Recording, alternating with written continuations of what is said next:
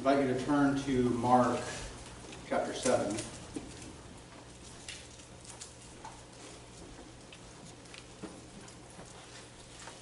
You will see an exemplary faith from an unexpected quarter today.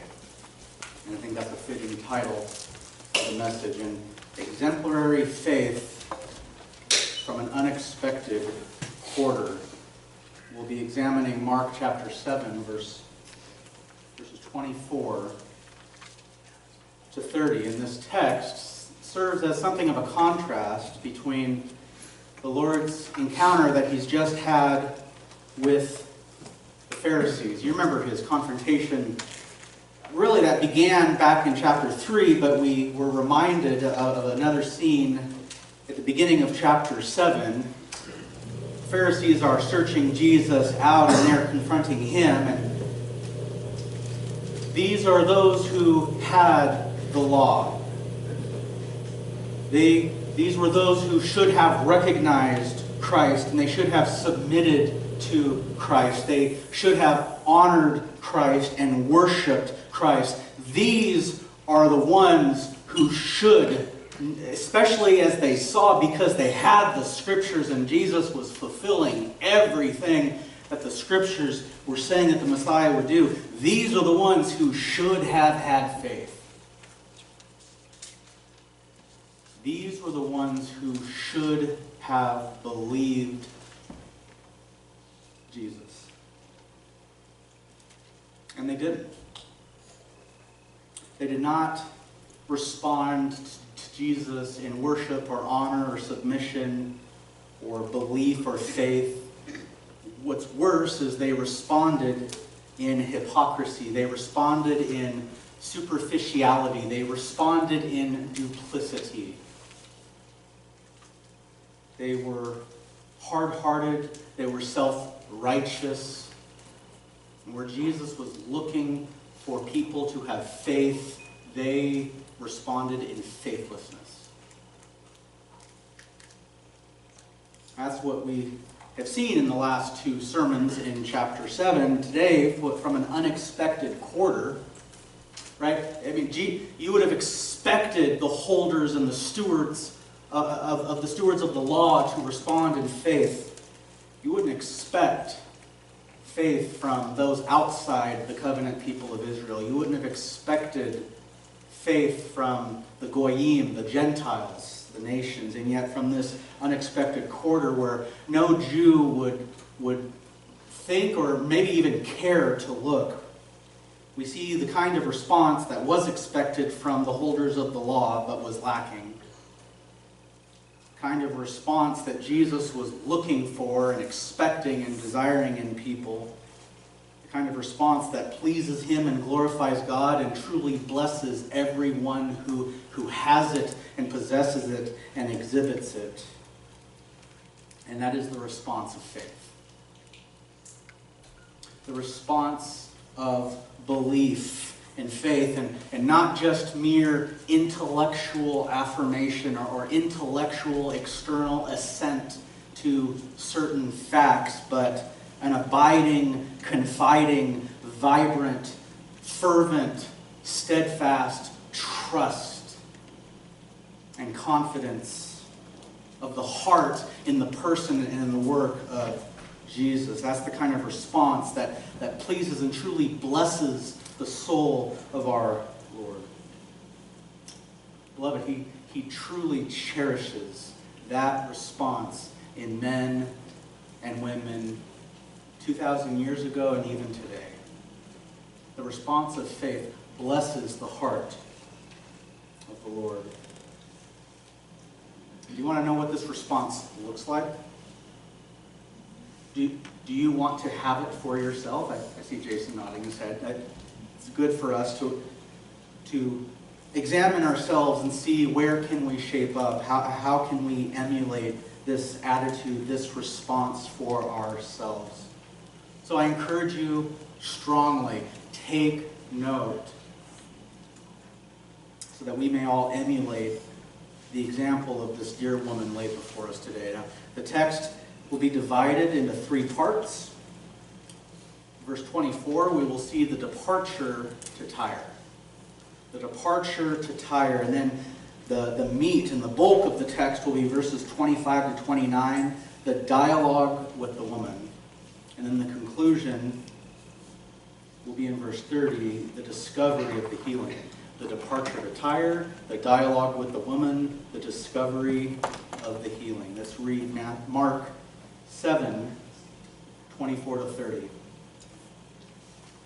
Jesus got up and went away from there to the region of Tyre. And when he had entered a house, he wanted no one to know of it.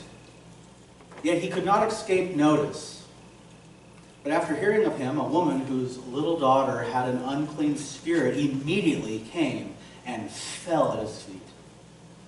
Now the woman was a Gentile of the Syrophoenician race, and she kept asking him to cast the demon out of her daughter.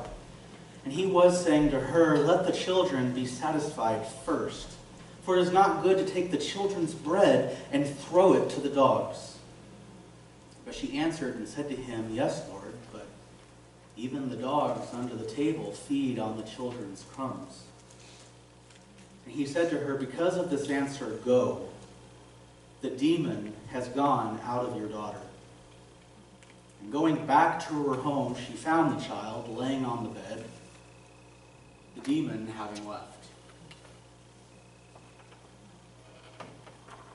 Well, first we consider the departure of Jesus to the region of Tyre. That's what Mark tells us in verse 24. Jesus got up and went away from there to the region of Tyre. Well, where's there?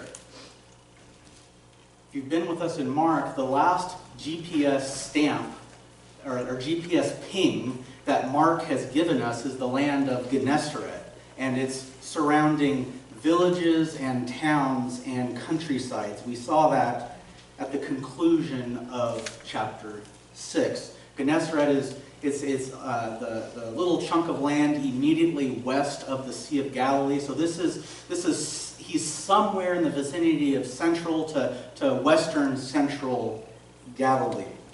He has been in this area. He's been in the whole of Galilee for a long time. This is near the end of what is about a 2-year, maybe even longer than 2-year public ministry in the region of Galilee. And this whole time, he has been out in the public. He has been preaching, he has been teaching, he has been healing, he has been ministering in all sorts of capacities, in all sorts of manners to the people of Galilee. And he has been at it for a while.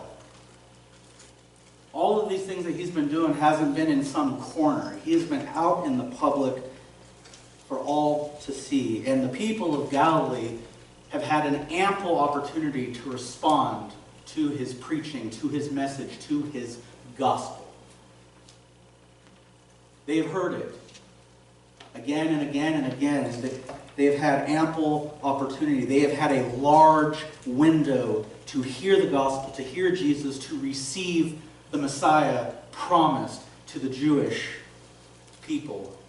And they've had ample opportunity to receive him on not their terms, but on his terms. Jesus wouldn't allow himself to be accepted on their terms. You remember that there were occasions that the people wanted to come and make him king by force, put him on the throne so they could kick out Rome. Jesus wouldn't have any of that. And he has been waiting for more people to accept him on his terms, to have this truly abiding, sincere, genuine, believing faith. Not the kind of faith that is superficial because it wants something from him. See, Jesus knows the heart of man. He knows these people. He knows that they are collectively going to disown and reject him when the Jews in Jerusalem hand him over to the Romans. He knows their hearts.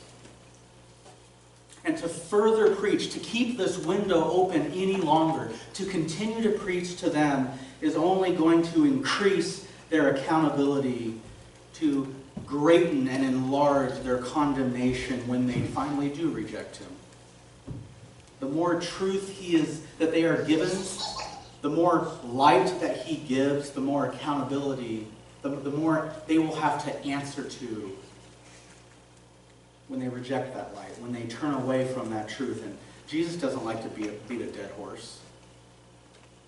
So the window is closing, and it is time to move on. And instead of committing himself publicly and openly, instead of investing himself and giving himself to the public masses, he is devoting more and more time in private instruction to his disciples, to the 12.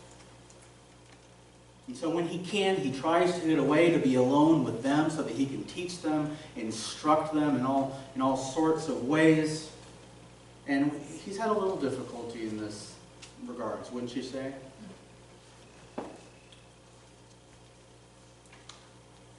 So the window is closing. Furthermore, Herod Antipas, the Tetrarch, one of Herod the Great's 4 sons, he's had a growing anxiety, a growing concern, a lingering concern over the popularity of Jesus. He thinks that Jesus is a resurrected John the Baptist who has come back to wreak vengeance on him. And the longer that Jesus stays publicly in the open in Galilee, the more likely he will become a target for Herod. Herod would eventually try to find and corner and obtain and arrest Jesus. And we all know what happened to John the Baptist. Well, that can't happen to Jesus. Jesus has an appointment to die on a cross at an appointed time in an appointed place down in Jerusalem in Judea. He is not appointed to die in some long-forgotten prison in Galilee. So Jesus is wrapping up his public ministry. Sure, he is still healing, and he is still showing miraculous and compassionate acts of mercy left and right, but we don't see him engaging in teaching like he used to. He's not investing himself into the crowds, but the disciples. And yet the crowd still managed to find him wherever he goes. How many times over the last 3 chapters have we seen Jesus dismiss the crowds, and he gets into the boat, and he crosses the lake to the other side, and what's there waiting for him? Another crowd. And if there's not a crowd already there, it doesn't matter, because soon somebody recognizes him, and then word spreads, and then a crowd is brought to him. And Jesus will minister to them, and he will feed them, and he will show compassion to them, and he will heal their sick, and then eventually he will dismiss them, and he will get in the boat, and they will cross to the other side, and what's waiting there on the other side? More crowds. It's almost as if the Son of God can't be hidden.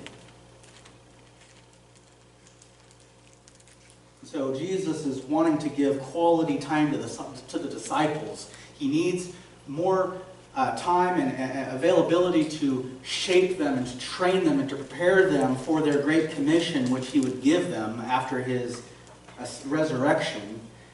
And he can't do that when the crowds keep taking up his time. And so he has multiple reasons to close shop in Galilee. And in this text, he doesn't only leave Galilee, he leaves Israel proper. He leaves the entire nation on what is sure a rare occurrence, and he goes to the region of Tyre. And surely there, no one's going to know who he is. There's surely not going to be a crowd waiting for him, so he can spend time with his disciples. This will give Herod some time to cool down a little bit. This is going to give them all just a time of rest. And it will also provide a cleaner, nicer transition to his final time of ministry in Judea. So he leaves the region of Galilee and Israel, and he goes to the region of Tyre. Surely, nobody there is going to know who he is, right? Well, okay, so he goes to Tyre. Now, where is Tyre? Tyre is, if you know your geography, it's modern-day Lebanon. It is north to northwest of Israel. It's from wherever Jesus is. We don't know exactly where he is in Galilee, but it's about a 40 to 50 mile trek west of where Jesus is. It is along the Mediterranean coast in Palestine. Tyre is an established place. It's an old place. And it's a famous place. It is inhabited by a people called the Phoenicians. Now, the Phoenicians are the descendants of one of the Canaanite tribes.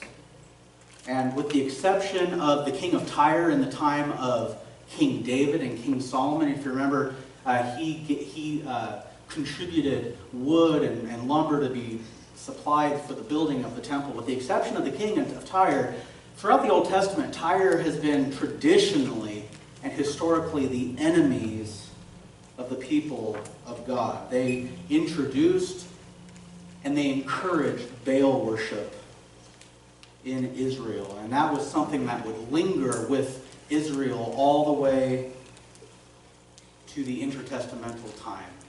Their Baal idolatry was one of the chief reasons that they were sent into exile. And so the people of Tyre, the Phoenicians, they were not respected. They were not appreciated by the Jews. In fact, they were outright scorned by the Jews. In Matthew 11, which is a contemporary time with this part in Mark, Jesus has been giving his woes to the people of Capernaum and Bethsaida and these surrounding towns because he knows that they're going to reject him. He knows that they're not going to believe him, and he has several woes for them. And he says things like, if the people of Sodom and Gomorrah had seen the things that you had seen, they would have repented long ago. It's fitting that we have the text that we had this morning. What's interesting is, alongside that comparison of their unbelief to the people of Sodom and Gomorrah, he also says, if the people of Tyre and Sidon had seen the things you'd seen. So, in the eyes of the Jewish people, the people of Tyre are comparable. They're on the same playing field as the people of Sodom and Gomorrah. Not a very high estimation of people. And so they make that long 40 to 50 mile trek to the people of Tyre, and I suppose it's fitting that it's called Tyre because I'm sure they were tired by the time they got there. They arrive, and Jesus doesn't announce his arrival. Jesus is wanting a nice, peaceful, undisturbed, uninterrupted time with his disciples. And so Mark tells us in verse 24, he enters a house and he wanted nobody to know of it. He's not advertising, he's not announcing his presence. So surely this time he's going to get a break, right? He's going to have a spare minute to himself and to his disciples.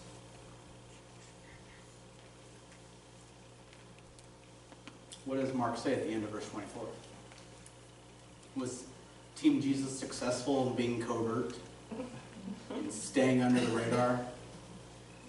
He could not escape notice. How is this? If you remember back in chapter 3, 7 and 8, Mark told us that as Jesus had begun his public ministry, that there was a great multitude that came to him from Galilee, and there was a great multitude that came to him from Jerusalem and Judea, and there was a great multitude that came from Idumea to the south, and beyond the Jordan to the east, and a large multitude came to him from the vicinity of where? Tyre and Sidon. There were Tyrians, as far back as chapter 3 in Mark, there are Tyrians who had come to Jesus. They had heard about Jesus, and they went into the land of Israel, into Galilee, to find him, to hear him teach, to hear him preach, and to benefit from his healing power. And it only took one of them who had made that trek, who had seen Jesus' face. It only took one of them to identify, to recognize Jesus and to identify him, to blow his cover. It only took one to alert the town. Jesus is here. Jesus' fame, we see, has clearly preceded him. He's quickly identified. And this sets the scene for the dialogue that we have today with this woman, that Jesus has with this woman. So Let's consider the dialogue with the woman, verses 25 to 29. And as I just alluded to, in comedic fashion, Jesus can't get a break. It's happening all over again. And when I read the text, if you hold your Bible up really close and if you're really quiet, you can almost hear the sigh and the groan of the disciples as you read the text that Jesus could not escape notice. It's business as usual. Mark doesn't say there's a crowd, but we know there is. That's typical fashion for when people identify and come to Jesus. And in Matthew's account, Matthew writes down that this woman, for some time, she has to cry out to Jesus. She has to shout at Jesus, which tells us she can't just creep up and tap Jesus on the shoulder and pull him aside. There is a crowd. There is at least a slight distance between Jesus and where this woman can get. So there's a crowd. Mark skips that ahead. He likes to abbreviate, and he has her getting to Jesus and immediately falling at his feet and pleading. And here we get the reason for why she has come to Jesus. Verse 25. Mark tells us that she has a little daughter who has an unclean spirit. Now, this little daughter, we've seen this before. Remember the story in chapter 5 with Jairus? He says that he had a little daughter who was on the brink of death. This is the same word. It can be translated little daughter, or it could mean little girl. It was a term of endearment. It doesn't require that she be a young child. But we did find out in that story that she was 12 years of age, so we don't see any reason why she would be any different, why this little girl would be any different. We can safely assume that she is a young daughter. And this, beloved, speaks to the despicability of the demons. I hope as you read that this little helpless child was afflicted by these demons. I hope that this is building up a resentment for those that are our spiritual enemies. They aren't a respecter of persons, let alone helpless children. They will torment them just like anybody else. And this text also shows that demons are no respecter of ethnic boundaries. They will afflict and possess and harm and shame Jew and Gentile alike. They're equal opportunity afflictors and tormentors. We've seen in Daniel a few Old Testament passages, and we see in the New Testament, especially in Acts and some of the epistles, and especially Revelation, that they all affirm what this text tells us is that there is demonic activity throughout the world, not just within the boundaries of Israel.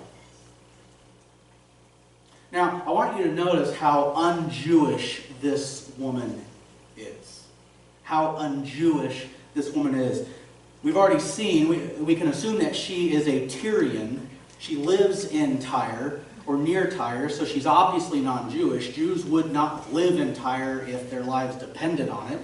Matthew actually calls her a Canaanite woman, painting it pretty clearly. And then, already knowing that, already assuming that she is a Canaanite, of Canaanite descendant, Mark uses extra ink and extra paper to emphasize her non-Jewishness. He tells us in verse 26, a, now the woman was a Gentile. She was a non-Jew.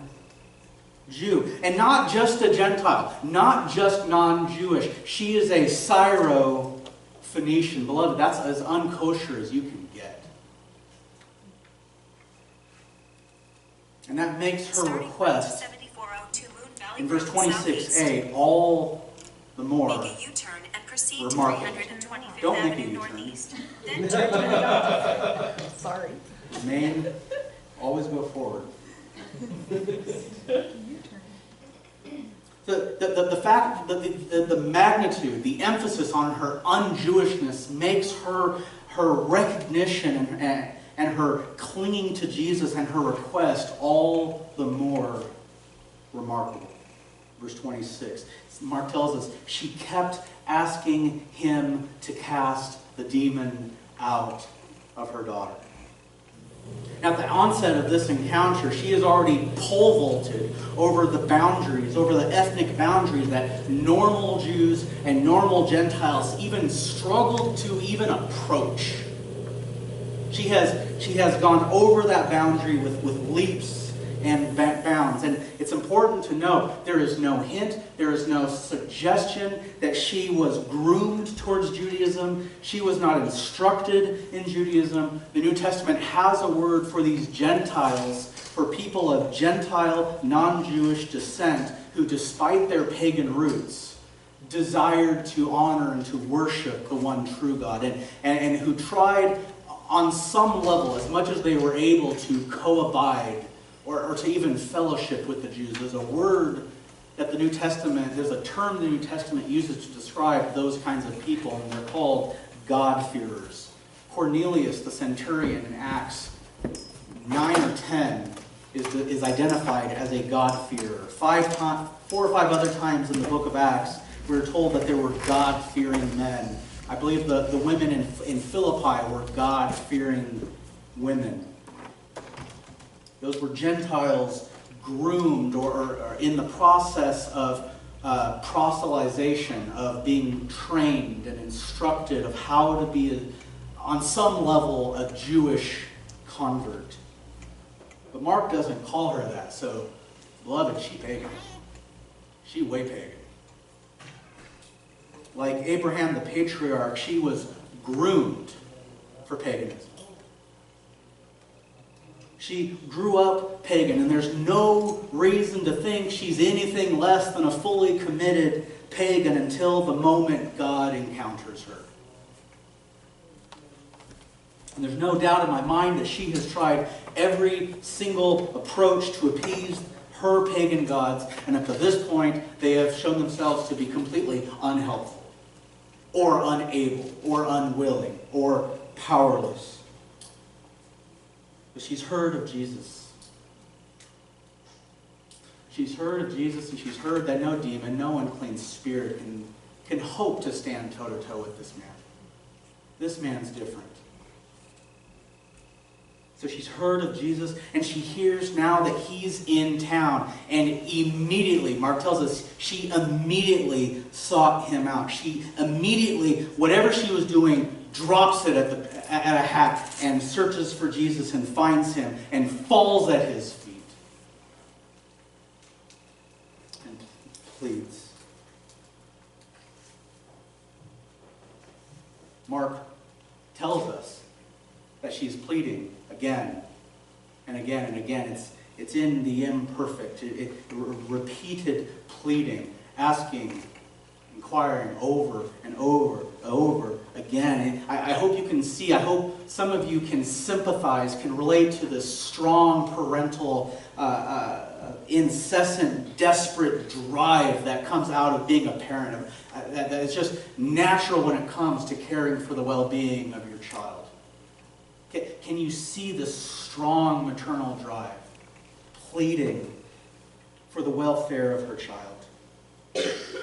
Now, Matthew details this prolonged pleading. He tells us in Matthew 15:23 that after she began pleading with him, that the disciples had to come to Jesus, and they had to, and this is in the imperfect as well, they had to plead with him to send her away because she keeps shouting at them. She's become something of a nuisance. That's how strong and how incessant and how desperate her drive is. And it's something of a comical scene. She's pleading with Jesus, and everyone's pleading with Jesus for different things. She's pleading with Jesus to heal her daughter. They're pleading with Jesus to send her away. That's what Matthew tells us. Mark likewise prolongs this pleading by not only putting her imploring or asking him in the imperfect, but Mark puts him responding to her in the imperfect. And just to give you an idea of what this looks like, you've seen in cartoons and movies the comical, petty little bickering where one side goes, yes you were, no you weren't, yes you were, no you weren't. That is a great idea of what a imperfect back and forth looks like. She is incessant in her pleading. He is incessant in his response to her. Well, what does he say? What is his response? Let's consider this. Let's look at the content of his response, verse 27. What does he say? He was saying to her again and again, let the children be satisfied first. Let the children be satisfied first. Why? Just as a side note, this is the same word that we saw back in chapter 6. Remember, Jesus took the 5 loaves and he multiplied it, and it says that everybody ate and they were all satisfied. The idea is of being gorged, of grazing to the full, of being plumped up, you could say. Jesus says, let the children be satisfied first. Let the children have their full fill first. Why? Jesus says, because it is not good to take the children's bread and throw it to the dogs. Yes, you just heard the most compassionate man ever to grace the face of God's green earth call a woman a dog. You did just hear that. Well, what does this response mean? Who are the children? What is their bread? And why does he call her a dog? Those of you who have read this text before, have you wrestled with this? Have you ever, what do you make of, what does that mean? Well, Matthew's account helps us. Preceding this part in the conversation in Matthew precedes with a statement that Mark omits. Jesus says in Matthew's account, I was sent only to the lost sheep of the house of Israel. And we have to mark that because it's an interpretive help. It's an interpretive key to understanding what he means here in Mark. The children in Mark 7:27 are the house. They are the house of Israel. They are the Jews. And if the children are the Jews, then what is the children's bread? Yes. Jesus is the bread of heaven that comes down and that has been given to and that has been entrusted, that has been promised and provided for the Jews. Jesus is the bread. His person, his work, his ministry, all the blessings that come with his arrival, all of that is the bread that has been that is now being rightfully offered to the Jews. Why is it right for it to be offered to them first? Because it was promised to them first in the Scriptures. And I think his words here for the disciples as much as for this woman, because I'm sure maybe everyone was wondering, if now that Jesus has wrapped things up in Galilee, he spent 2 years there.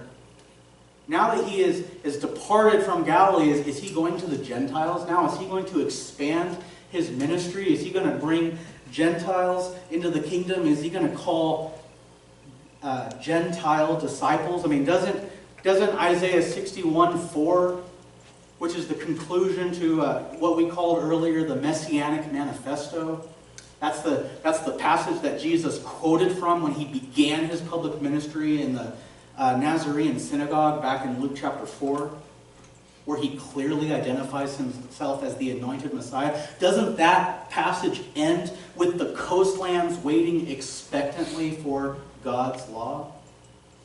And look, now Jesus is in the coastlands. Doesn't Isaiah repeatedly say that the Messiah would be a light to the Gentiles? Doesn't the Abrahamic covenant back in Genesis 12 say that through Abraham would come a blessing for all the families of the earth? Is it at this time that the bread is now going to be given to the whole world? I'm sure that was what could have been going through their mind. But Jesus says, no, not yet.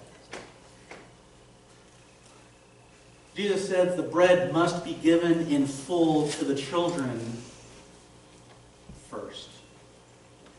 It must be given to the children first before it can be offered to the dogs. And the children have not yet had their fill. They have not yet been gorged on this bread, because the bread of life has yet to go to Jerusalem and to die on a cross, so that the children's sins, and mind you, the dogs' sins as well, can be forgiven. That's the fully baked bread, when it'll be ready to be given. But Jesus is the bread, and he says it is not right, it is not good, it is not appropriate in God's divine schedule that it be offered to anybody else other than the people to whom it was first promised. Promised to the Jews first. He will be given, he will be offered to the Jews first. And after that, the bread will be given to the dogs. And I am positive that this dear, precious woman did not miss the fact that Jesus said, let it be given to the children first. Jesus didn't say, I only am going to give myself, the bread is only for the children. He says, let the children have their fill first. And when you say first, you're implying, you're expecting something to follow. He doesn't say that he won't feed the dogs, just merely let the children have their bread first. And this analogy, this picture, comes from a typical Eastern family where the food has been prepared, the family is assembling, the children have been called out from playing and doing whatever they're doing, and they are now assembled at the table. And who are you going to give the food to first? Now, we have to divorce ourselves from an American culture, because there are many in our culture who equate animals and their pets with their children. And you know that I have 3 precious dogs. Many of you who have been in my house, you have seen me talk to the and you know that I love my little puppies. You know that I do. But at the end of the day, if the Lord should give us a child, if we bring a child into our house, it would be inappropriate for me to prioritize and to give first pickings to an animal over someone who has been made in the image of God, someone who bears God's likeness. And so it would have been expected for the family, for the people, for the children to have their first fill. Now, it wasn't exactly common for the Jews to have dogs, but remember, Jesus isn't in Israel. Perhaps it was more customary for the people of Tyre and for the Canaanites to have dogs. Where we have seen this word come up in the Scripture, it's usually describing something of a scavenger, something of an ownerless animal who's usually diseased and who's usually dangerous. Typically, the way dogs are described in the Bible, they're the kind of creatures that would not be appropriate. It would not be expected not only for them to eat before the children, but for them to even be under the table or in the house. And yet, we see Jesus doesn't jump out in the English, but in the Greek, he uses a diminutive form. In the same way that Mark has described not once but twice a little daughter, a little girl. Here he calls them little dogs. So they're inherent in the way this word is written. There's this sense of littleness or affectionate. And the context would tell us that there's no scandal, there's no offense in these dogs being at the table, let alone at the feet of the children. So we can assume they are welcome there, and after the children have eaten, they will be gladly fed by the owner. There is a rightness, there is an appropriateness to the children being fed first, and then the scraps and the leftovers being given to the little dogs. Now look how this woman responds. How does she respond? Is she offended at Jesus? Does she say, how dare you call me a dog? That's not very loving. You're not going to have any kind of a following around here if you go around calling us dogs. It's not how you get good Yelp reviews or followers on Twitter. Now, she doesn't get offended. She doesn't get angry. We don't see her get confrontative or argumentative. She rather appeals to Jesus. And this is fantastic. She appeals to Jesus. She accepts being called a dog. She accepts what Jesus says. She affirms what Jesus says. And using his own analogy, using his own words, she appeals to his mercy using his own analogy. I love this. And I wish I could have this like labeled or I wish I could have like a precious moments card with this verse on it, or write it out and tape it up on my fridge. Yes, Lord, that even the dogs get the children's crumbs under the table. It's a great verse to have up on your fridge. Yes, Lord, that even the dog under the table feed on the children's crumbs. That's a great response. And she says, yes, Lord. I mean, just stop right there. Whenever Jesus speaks to you, usually through his word, right? When Jesus speaks to you, when you hear the Lord speak, yes, Lord is always a good thing to say. It is always a good thing to say. She affirms the children's right to eat first. The bread was promised to them. It's right that it be given to them. She's not trying to take anything away from them. She's not trying to hinder them. She's not covetous of their position, of their prominence, of their privilege. She's not arguing to be seen as their equal or to be on equal footing with them. She's merely asking that in the abundance, in the ample abundance, in the bountiful abundance of power and mercy that God has provided to his people in Israel through Jesus Christ, who is the bread of life, she's asking, in the abundance of that power, is there even a crumb that might fall through the table of Israel? Is there a crumb of mercy that might fall down to this little dog under your table? And the way she asks it, she's not being pessimistic. She's anticipating. She's expecting, yes, I know how merciful you are. I know how powerful you are. I'm not trying to take you away from your ministry, from your objective, but surely there is something you can do. There's some mercy you can show me. Surely there is. She's not asking for the loaf, she's just asking for a crumb. And since even, to use Jesus' own analogy, since even the dogs, the little pet dogs in the family get crumbs that fall off the table, surely there's one that he could just flick off for her. And whatever that crumb is, whatever he does, any extent of mercy he might show to her, that's enough. And I truly wonder, had she heard about the miraculous feeding of the 5,000 men? Had she heard that with 5 wafers or loaves that he fed 25,000 people? And you remember what was left over? What was left over? Empty baskets? How many baskets? And were there just like little bits of stuff in each basket? They were what? They were full. 12 full baskets of crumbs left over from 5 loaves.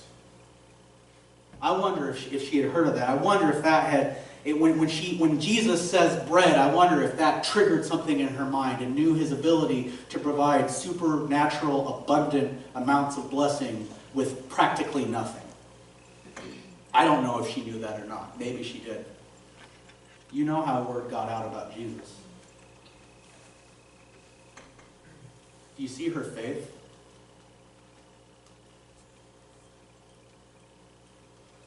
Because of that faith, her faith is proven by her answer to him. She doesn't take this as a rejection.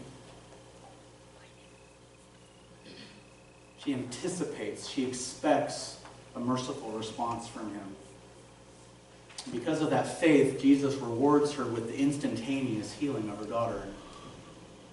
Just as a side note, this is the only occasion in Mark where Jesus heals supernaturally from a distance. Up until now, we've seen him touch people. We've seen him get within the vicinity and speak healing. This is the only occasion in Mark where he does it over distance. And in Matthew, he praises her. He says, "O woman, great is your faith." In verse 30, we see the woman sees the discovery of the healing. Verse 30. Going back to her home, she found the child lying on the bed, the demon having left. Now, Mark concludes the story with the woman acting out her great faith yet again. She doesn't insist that Jesus come to her house. Remember we saw Jairus pleading with Jesus, "You need to come to my house. You need to see my daughter. You need to lay your hand on her and touch her. There needs to be physical contact." Remember the woman with the 12-year hemorrhage? She said, "If I just touch him, I will be healed." Now you and I know that God can speak and things happen. But up until now, we've seen this fixation that people think Jesus needs to be there. There needs to be a touch. He is powerful, but there's a limit to his power. He needs to be there. And she doesn't insist that Jesus come to her house. She doesn't plead for him to lay his hands on her daughter. And there is no hint or suggestion that she doubts his words. And I wonder if there was a hint of skepticism in her.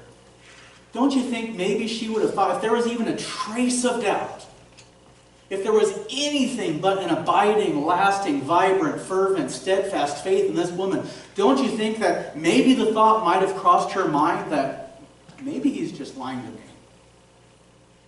Maybe he just doesn't want to take the time to come out to my house. I am a dirty Gentile after all. And if I take him at his word, and if I go to my house, am I really going to find her healed? And if I come back to where Jesus is he still going to be here, or is he going to use this as an opportunity to move on? There is not a hint of her doubting the word of the Lord. She believes him at his word. He says it's done, so she leaves to go home. And if Jesus is lying, her chance to get him over there is gone. That thought never crosses her mind. She believes him, and his words are enough for her. So she goes home. We don't know how far away she lived. I don't know if that was a half mile, full mile. Did she live in another city? And I wonder how she paced herself. Did she start off with a nice, brisk but firm stride, and the more anxious she got to see her daughter, did she gradually build into a sprint, or is she sprinting the whole way? What does she find when she gets there? What does she find? What Jesus said was true. She discovered the child lying on the bed, the demon having left.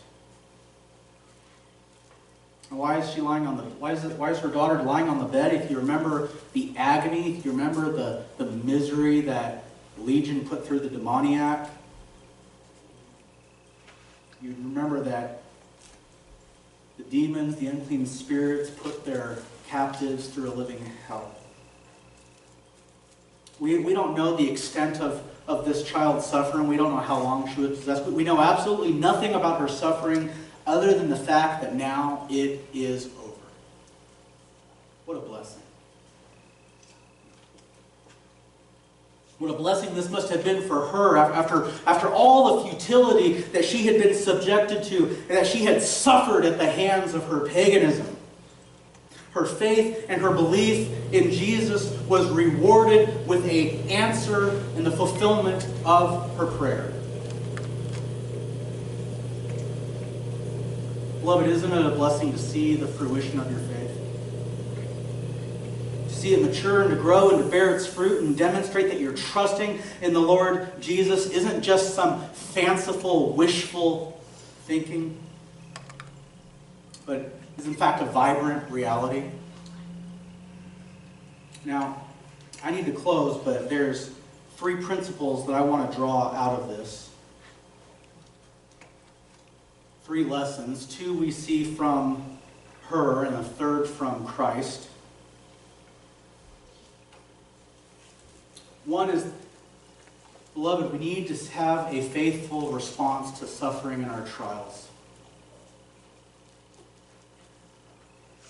We need to have a faithful understanding, a faithful viewing of our suffering and our trials.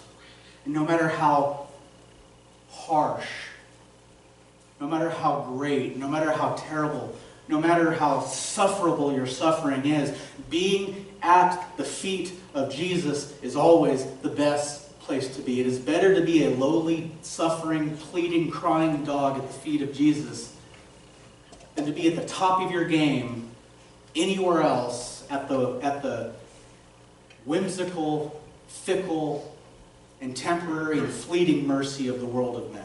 Being at the feet of Jesus, no matter your suffering, is always a good place to be.